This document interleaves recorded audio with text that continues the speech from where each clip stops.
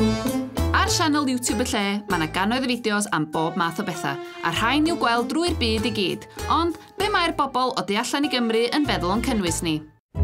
Wythnos dwytha, mi ddaliodd y criw i fyny efo Iwan a Connor yn Southampton, a Cara a Tom oedd wedi mynd bach pellach. O, maen nhw'n Ffrainc. Mae Ffrainc yn edrych yn eitha hyll i fi. Ar ei ffordd i Baris, mi gafodd tîm Cara bas gan ddim bach diarth. Absolute nutter. Mae chi'n lift arall, dar bod mae hyn yn gynnig dda. Ydy pawb yn Ffrainc yn gyrru yr un fath o car? Pan o'n i'n Ffrainc, o'n i'n gwneud lot o fodio. Yn Llydaw. Ni wedi colli'r tren. Sa'i really moyn hitchhiker, to.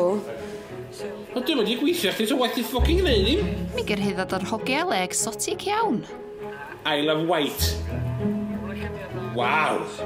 Ond roedden nhw'n benderfynol o fynd dramor. Ydy bosib i mynd i Ffrainc o yn y swydd? Chwrdeg i chief nad o'n stopio e. Iawn, chief.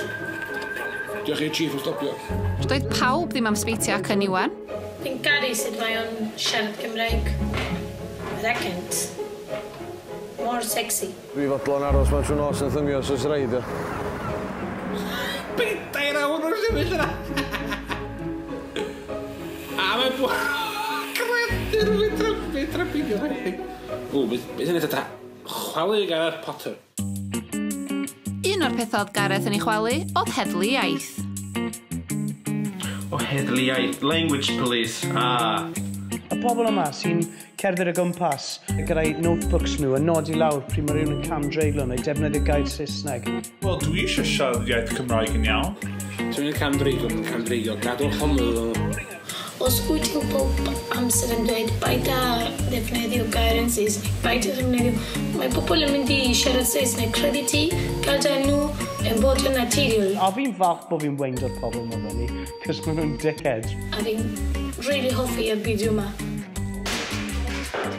Mela ma'n gwneud. Dyle o lan, neud i.